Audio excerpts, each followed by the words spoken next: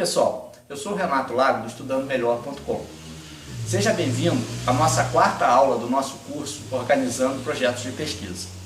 No nosso último encontro, nós falamos sobre dois temas bastante importantes. Falamos sobre as hipóteses e sobre a revisão bibliográfica. Hoje, dando continuidade, a gente vai falar sobre quadro teórico e metodologia. São dois temas também muito importantes num projeto de pesquisa. E aqui você vai entender certinho como funcionam eles. O quadro teórico muitas vezes é confundido com a revisão bibliográfica que nós falamos na última aula. Muitas vezes até é colocado no edital assim, revisão teórica. Se colocar revisão teórica, você já tem que entender que está se falando um pouco da revisão bibliográfica e um pouco do quadro teórico. Mas aqui hoje a gente vai entender como funciona o quadro teórico para aí você adaptar conforme o edital do seu projeto, ou do concurso que você estiver fazendo, da seleção que você estiver fazendo, ok? Bom, o quadro teórico realmente ele parece um pouco com a revisão bibliográfica. A revisão bibliográfica, só para a gente lembrar, a gente falou que na verdade é como se fosse um pequeno resumo, um pequeno excerto de vários autores que são importantes dentro do seu projeto. O quadro teórico parece um pouco com isso, mas ele tem algumas especificidades que o tornam diferente.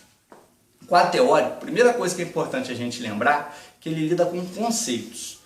No quadro teórico você tem que separar e distinguir quais os conceitos que são importantes no seu trabalho, no seu projeto.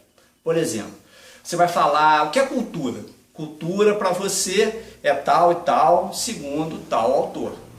Poder está relacionado com esse teórico, esse autor.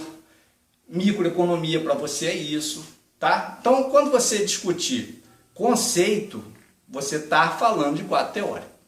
Outra questão que é importante dentro do quadro teórico é a relação interdisciplinar. Hoje, você não faz mais nenhum trabalho, seja de qual área for, que você só fale daquilo. Por exemplo, você não fala só de história, você não fala só de economia, você não fala só de direito, você não fala só de ciência política, você não fala só de biologia, você não fala só de uma coisa, você sempre está relacionando o seu tema principal com outros temas. Isso é a relação interdisciplinar. E é no quadro teórico que você vai mostrar essa aproximação com outros campos de conhecimento. Então, por exemplo, você vai falar que o seu trabalho tem uma relação interdisciplinar entre a história e a ciência política, entre as relações internacionais e a economia, entre o direito e a sociologia, e assim sucessivamente. Dá muita consistência hoje em dia quando você trabalha com essas relações interdisciplinares. E você tem que demonstrar isso na sua pesquisa, no seu projeto, e o campo específico para isso é o quadro teórico. Ok? Outro ponto que também é muito importante no quadro teórico e que muitas vezes as pessoas não dão a importância que merece ter, está relacionado à dimensão do seu trabalho. É na dimensão, dentro do quadro teórico, que você vai dizer qual é a área maior, qual o campo maior que você está pesquisando, que você está trabalhando.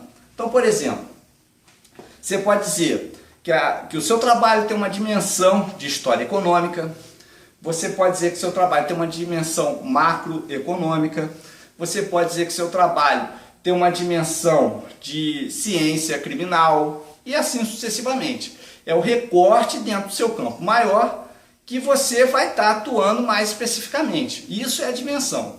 E é no quadro teórico que você também tem que demonstrar. Ok? Outra coisa, outro tema, outro tópico de suma importância num projeto de pesquisa é a metodologia.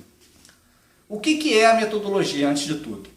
A metodologia está relacionado à forma como você vai alcançar o seu objetivo.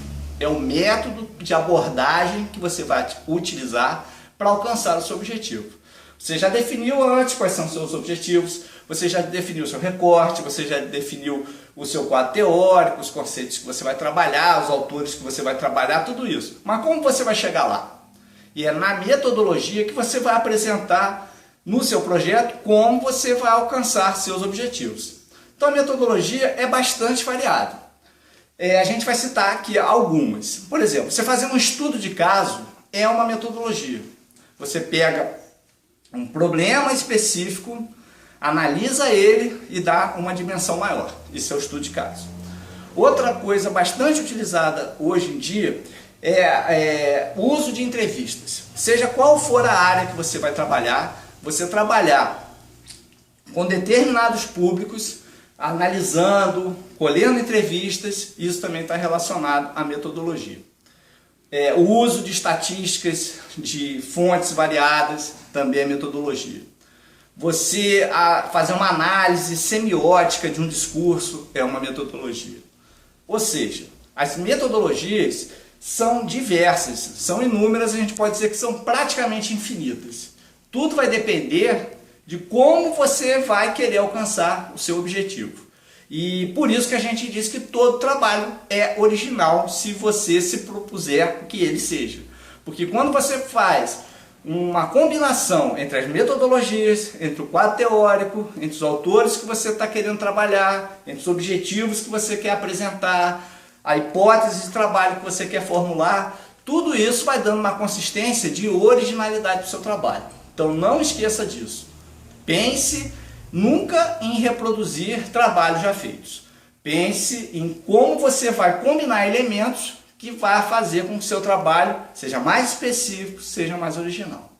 Tá legal? Bom, nosso encontro de hoje termina aqui. Na nossa próxima aula, que será a última desse curso, a gente vai falar sobre 3 assuntos que também remetem a uma importância que muitas vezes não é tão atribuída assim. Que vai ser a bibliografia, vai ser o cronograma. E lembra que a gente falou na nossa segunda aula sobre a introdução, que a gente ainda ia falar sobre a introdução? Ok, na próxima aula a gente vai dar o pulo do gato sobre a introdução. Até lá, pessoal!